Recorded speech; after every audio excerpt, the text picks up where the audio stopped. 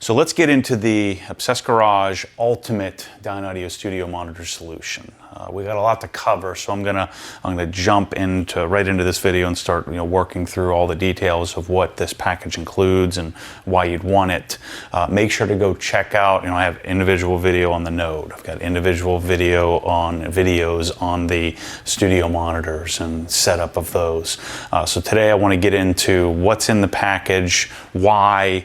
And we're going to do a setup as well. We're also going to walk into the Yarn garage and show you my setup system.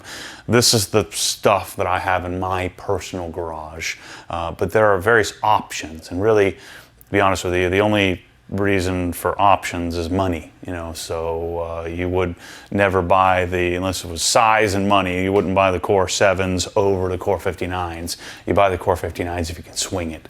But I do want to have various steps on this. But remember, this is the ultimate solution. This is going to rival doing like regular stereo bookshelves and a big amplifier, because these have big amplifiers built in. So the first thing you're going to select your speaker. So Core 7s are the 7-inch woofer, single 1-inch tweeter. Core 47s, which is a 7-inch woofer, 4-inch mid-bass driver, 1-inch tweeter. And then the Core 59s are the big boys. They have a 9-inch driver, I believe 5-inch mid-range, and 1-inch tweeter. All of the three of these, they all have the Pascal Class D amplifier, 250 watts for the tweeter, 500 watts for each woofer. So these have some pretty serious amplification. They are Class D, so they'll run pretty cool in the garage. But each one of these are going to get connected with the same type of cable. They're all going to get connected with XLR. So that's your first choice, and we'll turn these around and show you how to set them up here in a second. Your second choice is, what do you want to preamplify? Or what do you want to be your digital analog converter? What's going to process the signal? And that is either a Bluesound Node or the NAD C685. The main difference between the two is going to be internal circuitry. The C685 is a bigger power supply. It's going to sound better. The C685 also has XLR connections, so you can go direct to XLR instead of doing an adapter like I'm going to show you. And the C685 has room correction, has Dirac room calibration, or the ability to correct for your room. We'll have a separate video on how to set that up for your garage. It can make a pretty significant difference, especially since the garage is not particularly the greatest, listening environment acoustically. You generally have, harsh surfaces, concrete and metal cars and glass windshields and metal cabinets. Usually not a particularly great environment. That's why studio monitors are so great. And then we'll also get into some add-ons. If you're going to do video, we'll have a video add-on, and then you also have the optional add-on for a subwoofer as well. So those are all the things that you could choose for the packages. So simple: speaker, preamp. Do I want a subwoofer? And then, am I going to connect video? And we have diagrams and all this stuff set up on the description of the solution page for these packages. We're going to send it with the right cables. We're going to send it with, obviously, the right product that you choose. And then the magic of this system, outside of how it sounds, is I'm going to show you here. This is simple to set up. So let's start with Core 47s. Remember, Core 7s, Core 47s, Core 59s, they all have the same exact inputs, same exact outputs, same exact switches, same exact everything, with the exception of just bigger boxes and more drivers. So let's set up our Core 47s on our Bluesound Node, and I'll show you the cables that we need to do that and how we're going to connect this, and then I'll show you setup. And then we'll take a walk over to the Yarn Building garage, and I'll show you C685, Core 59s as well. So we'll dig into that. So let's get started. So step one, let's plug them in. So the Core 47s, Core 7s, 59 come with a regular 3-pronged, grounded power cord. So you're going to plug that in. Your Bluesound Node is going to come with a, like a typical two-prong, cable box looking power cord. So that's going to plug in right in the back here, and the Node will start to power up and cycle through. Remember, this is a system on a chip. This is an ARM, was it, a 1.85 gigahertz processor. It's a pretty significant little computer here. Now remember, the Node, this is our player. So our phone becomes a remote control. So this is how I get high resolution, whether it's Tidal, Qobuz, even if you're doing, I guess Spotify isn't technically high resolution, but it still is 320 kilobits per second. So you're going to get CD, a little above CD quality from Spotify. But this is the actual unit. This is the computer. This is the player. And so now what we need to do is we need to get our processed digital signal converted to analog output and then into our speaker amplifier. So you'll notice on your core there's a big heat sink. So this whole plate is a plate style amplifier, and you have filters, you have DSP, DSP is, you have crossover filter, DSP, all inside of this puppy. This again is going to give you 500 watts per channel to the woofers and 250 watts per channel, and then each speaker. So there's no slave here, so each speaker is active. So these would be called active studio monitors.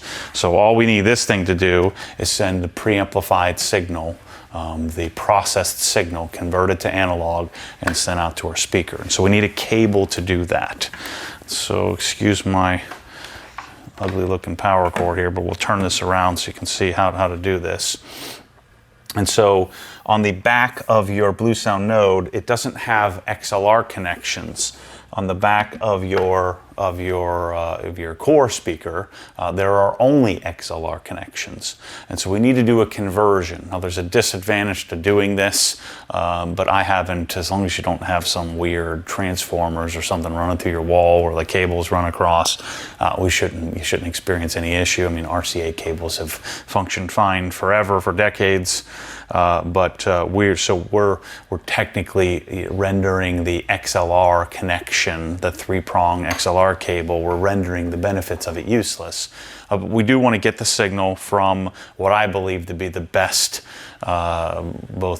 interface between your phone, your phone, and the audio signal, as well as one of the best sounding pieces of equipment on the planet for doing music streaming, as well as just simple connection to your TV as well.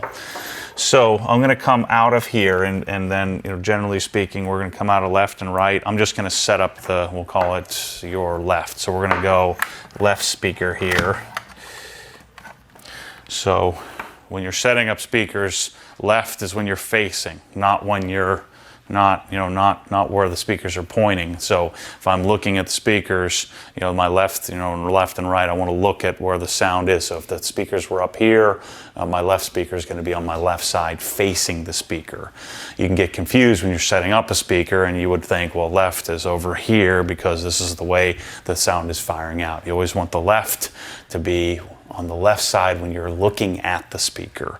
And so I'm taking this little pigtail. This is part of the package. All these cables are coming with. And because we're using RCA signal, there's only 2 companies I've found that make this. One is Mogami, where this cable is like $100.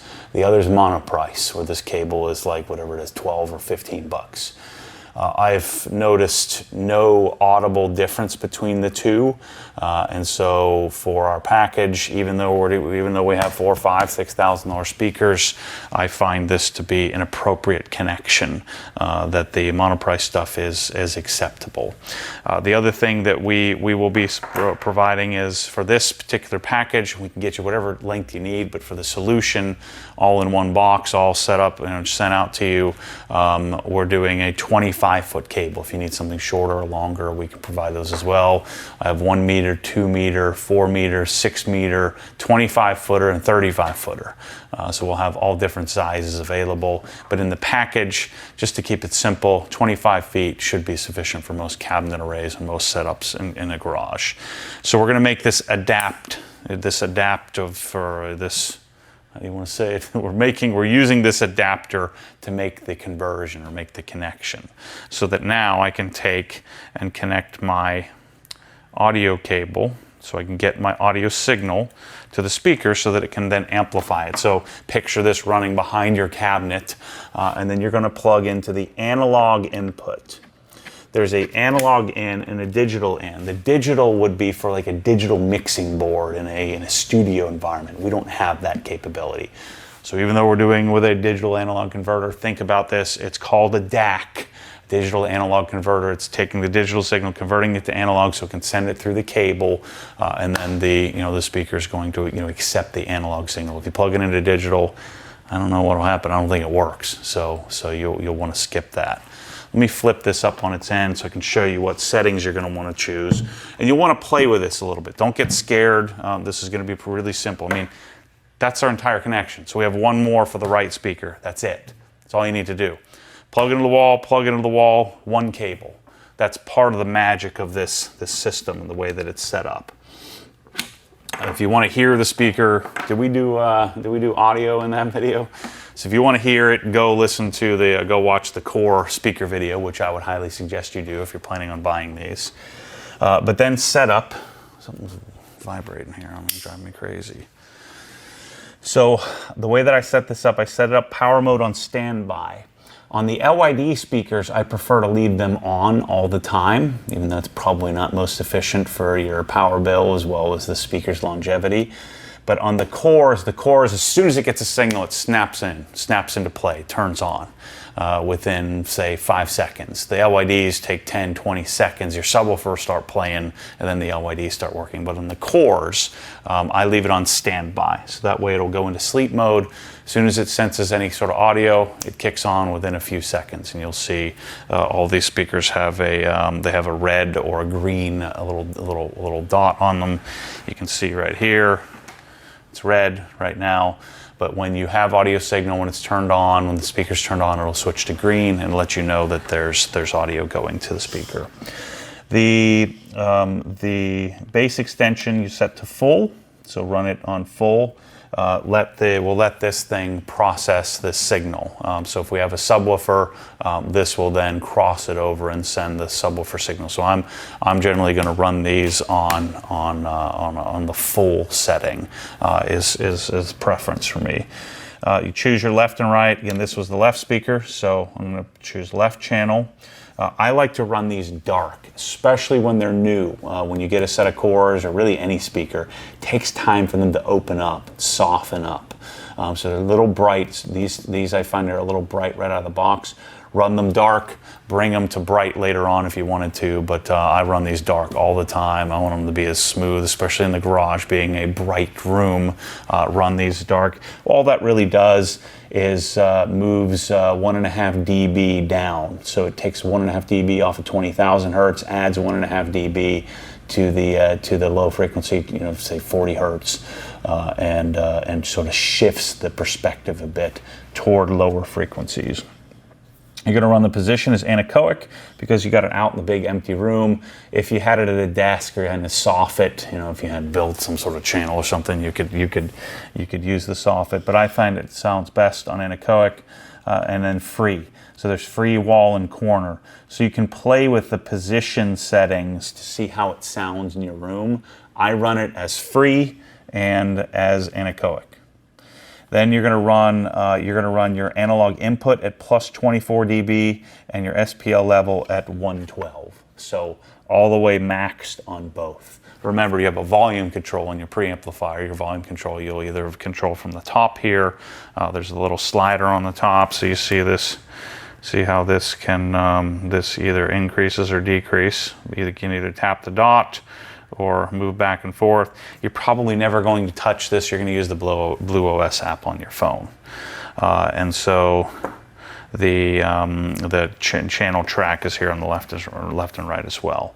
And so that's the only thing you need to do. So literally especially if you watched this video beforehand, which you probably would if you're going to spend 10 grand on a system or whatever this ends up being, $5,000 plus, you can have this thing set up, wired, especially if you have a set of cabinets and you drop your cable behind the cabinet, you can have this set up and wired in no time at all, 15 minutes, 20 minutes, let's say an hour for unboxing, and then you're in full streaming mode capability. So let me show you the setup on your phone. Let's just plug this guy in here.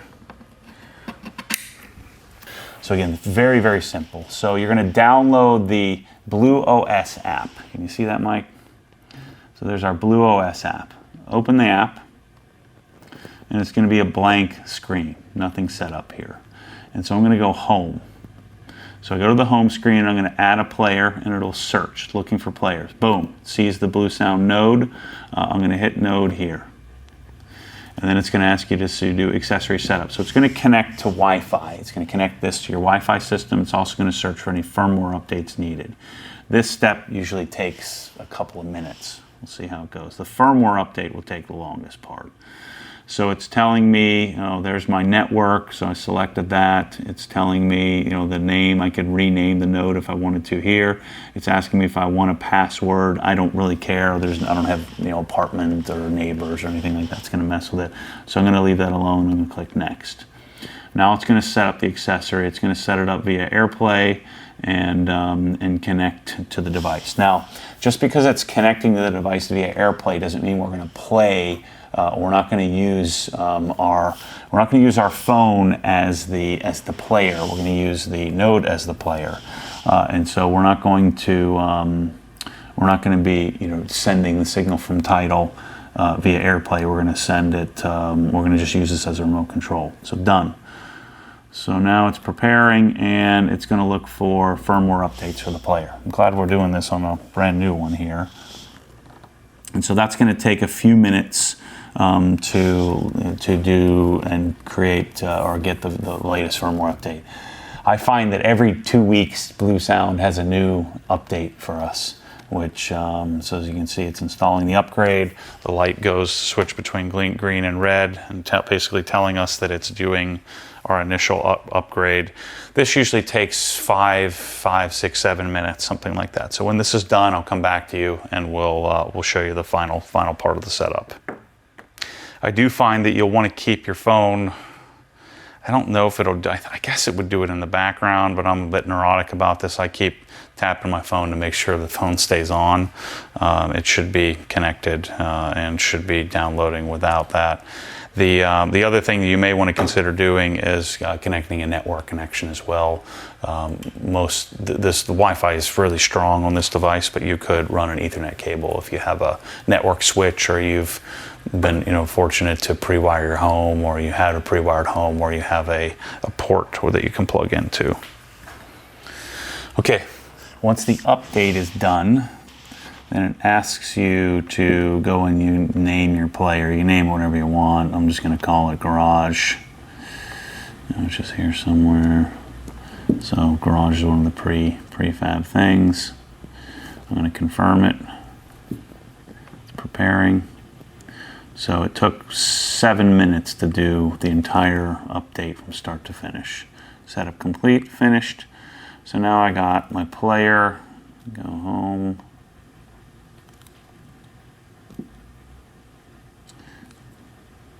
And then, so my player is here.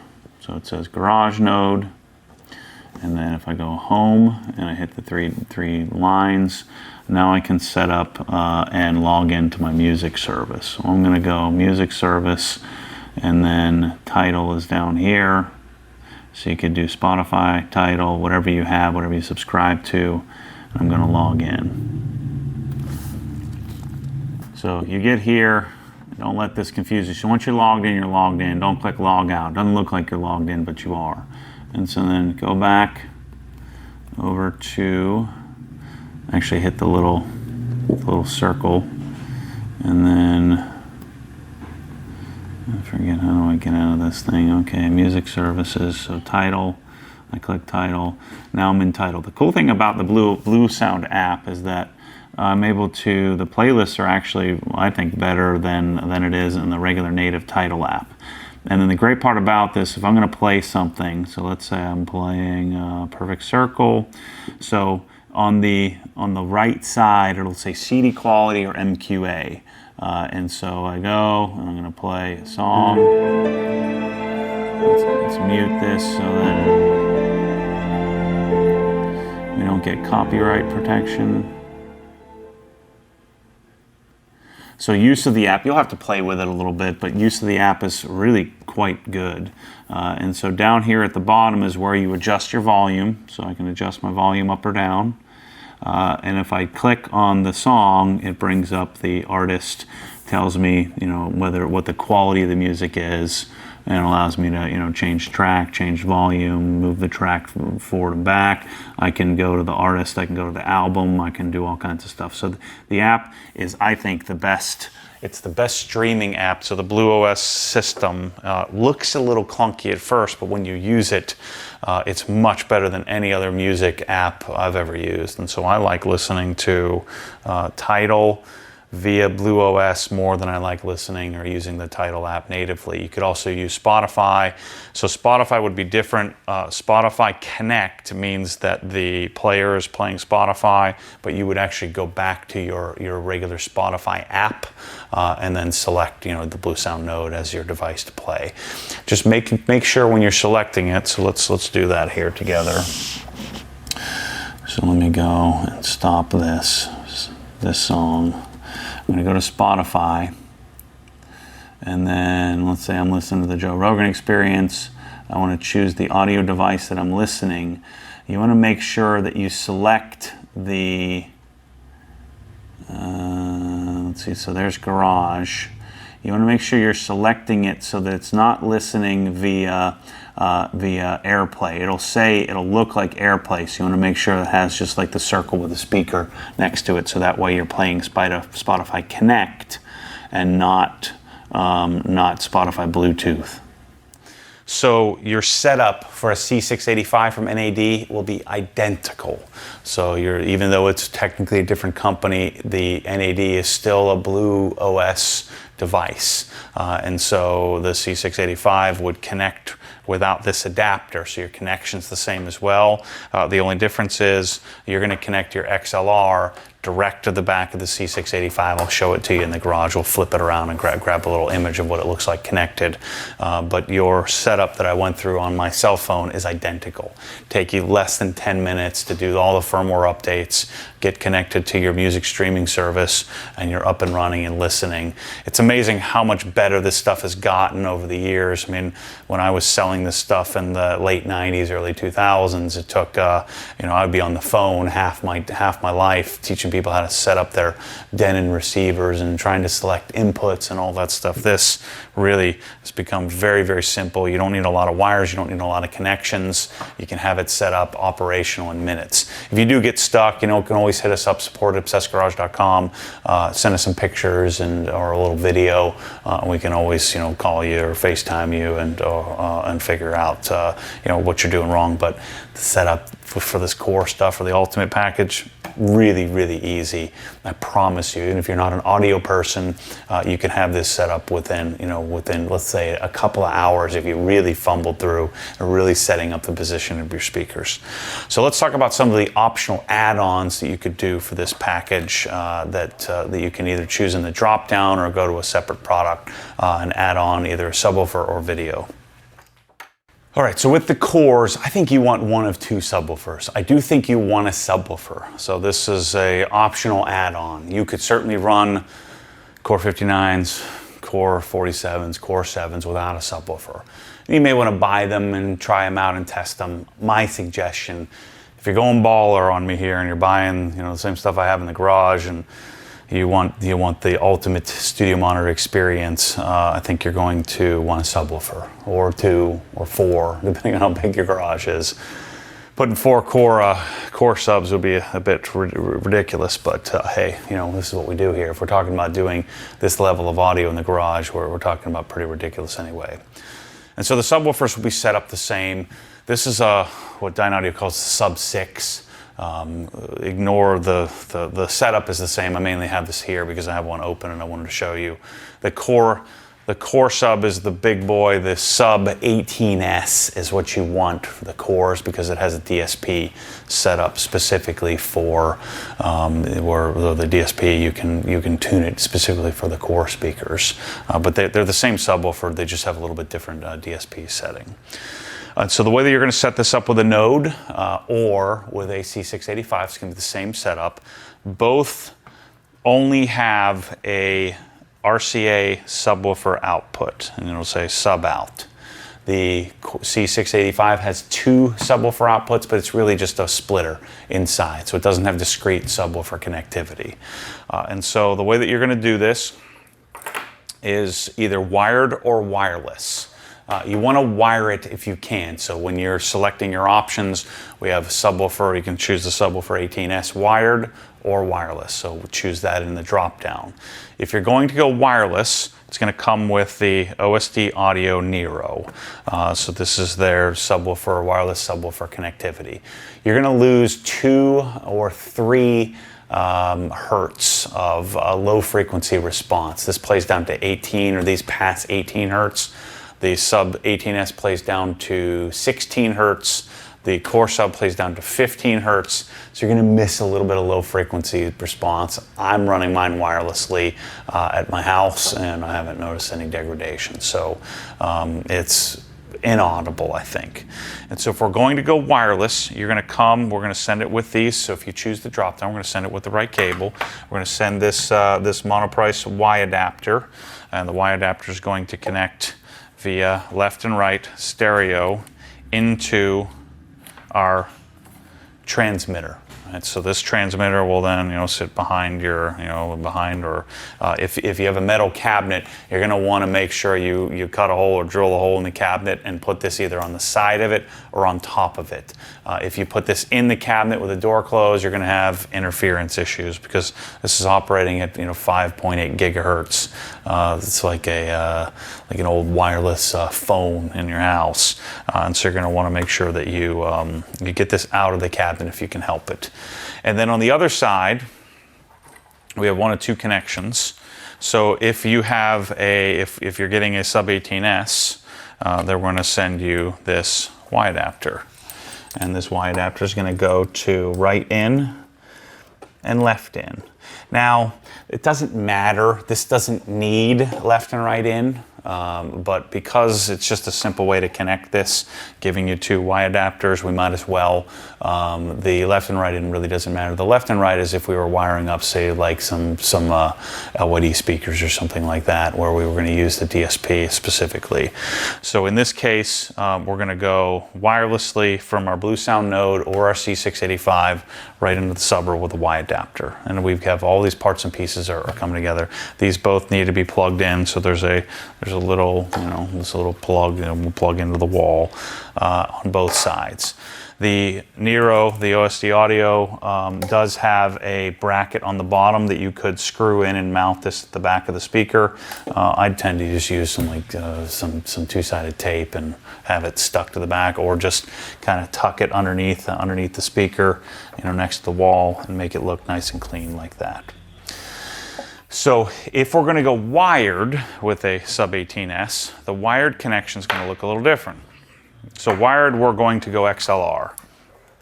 And so we're going to convert the output of this.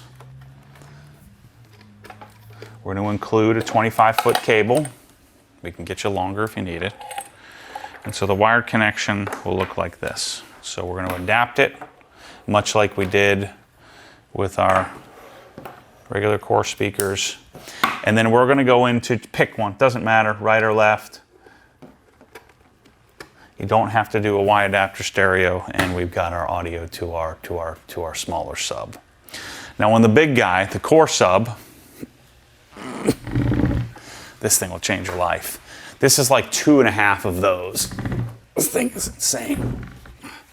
So this has a single 500 watt Class D amplifier. This has dual Pascal 500 watt amplifiers inside of it. It's pretty incredible.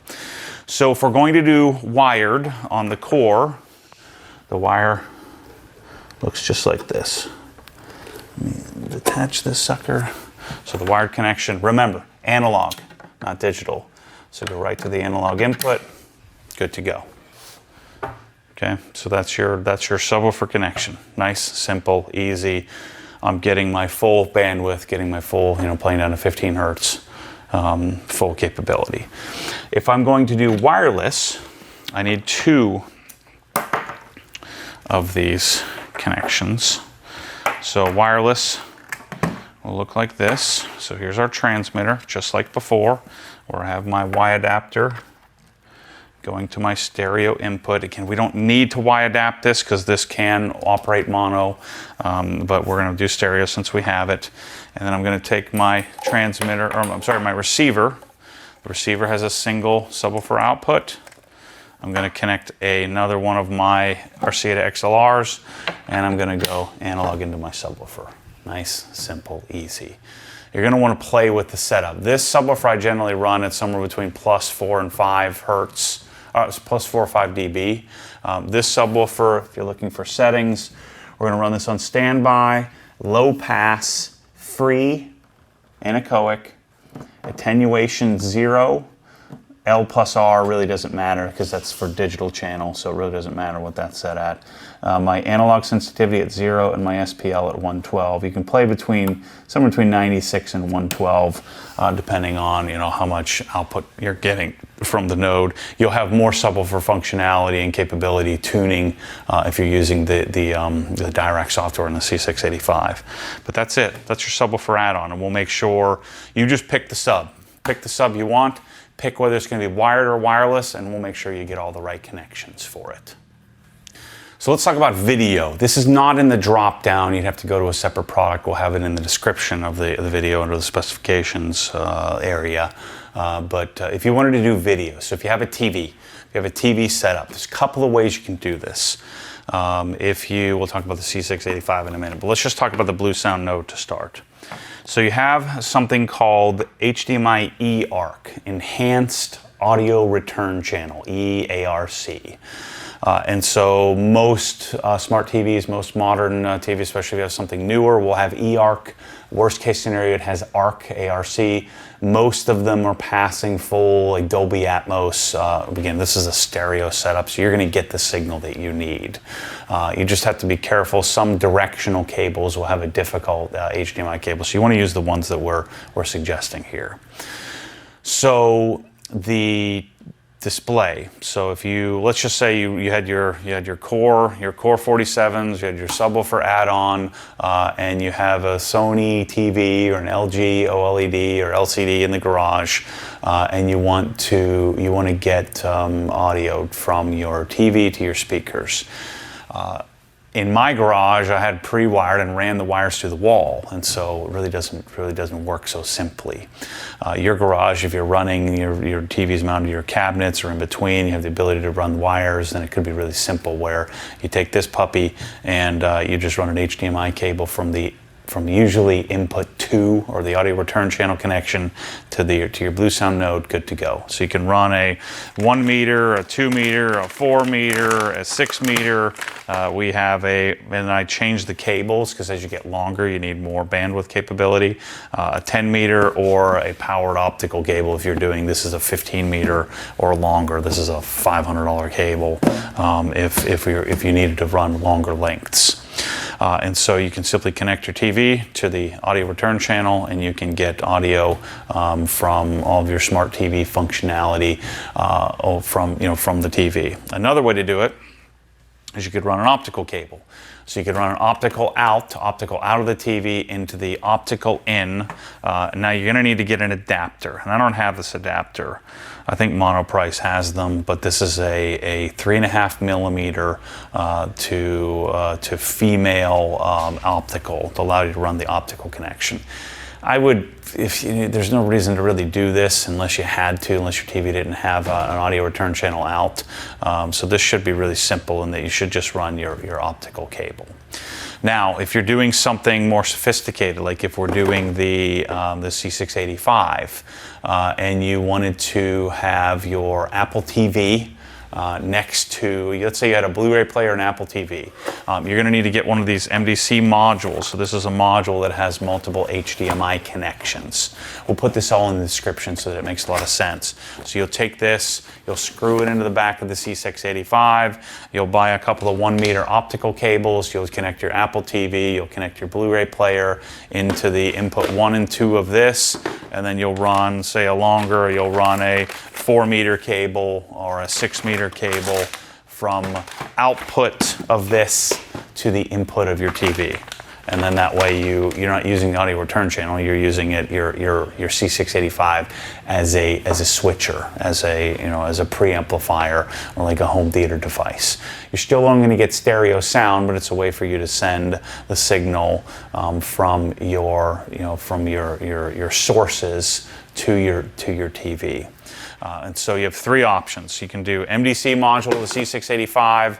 You can go direct audio return channel, or you can go optical. And so these will all be in the description, all explained of what you would need if you are going to add on some audio to your node or your display or your C685, your NAD device. All right, so let's take a little field trip into the ARM building. We'll wrap this video up. I'm telling you, this package is freaking insane. And it's a lot of money, but I'm telling you, you'll be smiling ear to ear. So let's take a little field trip into my garage, show you how I have mine set up, and I'll turn it around, show you the back of it, and show you how simple and easy it is connected. So here's my setup. I haven't run any wires through the wall. All I simply have is a C685 right here, which is our streamer, which I control via BluOS. I have done a direct calibration to this room. I ran the microphone out in the middle of the room, did a quick calibration. So on the back of here, I have two XLR cables.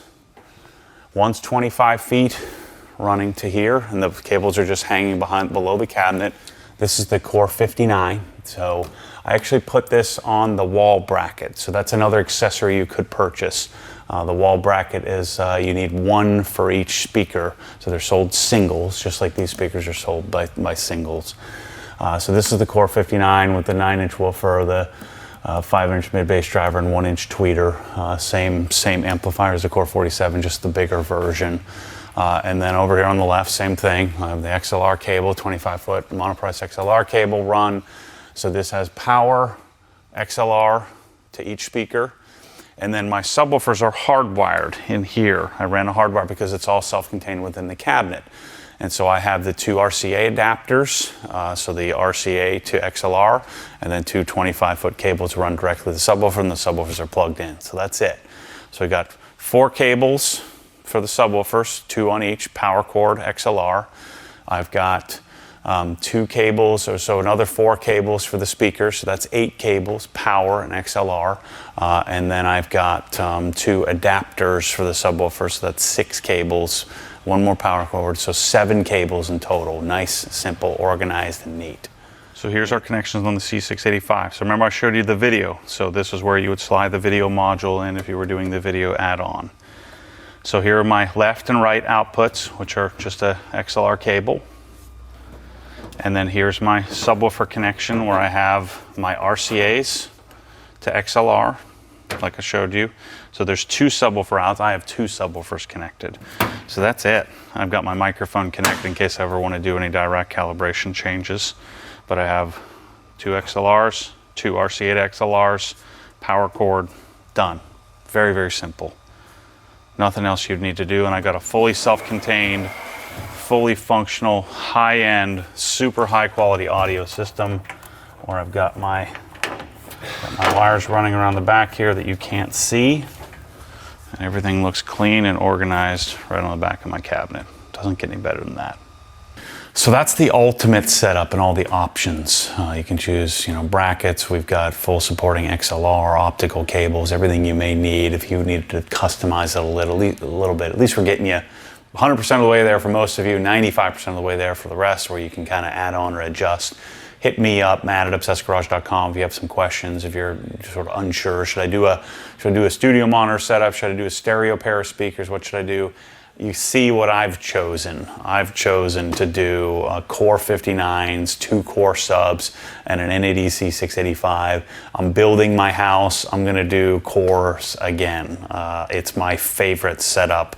The key to it is, how much can you swing? What are you willing to spend? Because this gets really, really expensive. But there's something magical about a studio monitor in a garage that isn't designed to have any audio in it. It just works famously well. It's my favorite system, favorite setup. I've got a little different stereo setup in my house garage at home, but I think cores are the way to go, and you just work your way up the line as much as you're willing to spend on the speakers. They should last you a really, really long time, if not darn near forever, and you'll have such an amazing experience in the garage with very simple setup, great interface with BluOS, and whether you choose the Node or the C685, the interface is fantastic, and you end up with something amazing.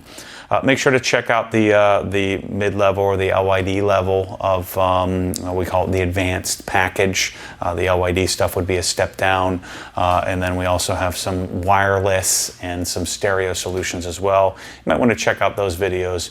If you give me your credit card and say, Matt, buy what you would buy, the core stuff is what I do. I do Core 59s, a Core sub, an NADC 685. We'll have all the connections that you need to do it.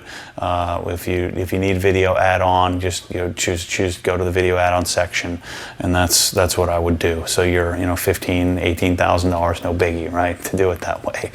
You can choose to put them on brackets or put them on stands. Another thing you want to check out ISO acoustics. I'm hoping someday I'll be able to sell those. I think we'll get them someday, but as of me making this video at the end of 2021, we don't have them yet. But I'm hoping to have them in the not too distant future for you in the OG store. Thanks for your support. And if you order this stuff, we'll get it out to you as soon as we possibly can, usually same day, as long as we have every part and piece in stock. But if we for some reason didn't, we'll make sure to reserve your spot and get it out to you as soon as possible. Thanks for being here, and go to obsessivegarage.com to look at all this stuff. See you soon.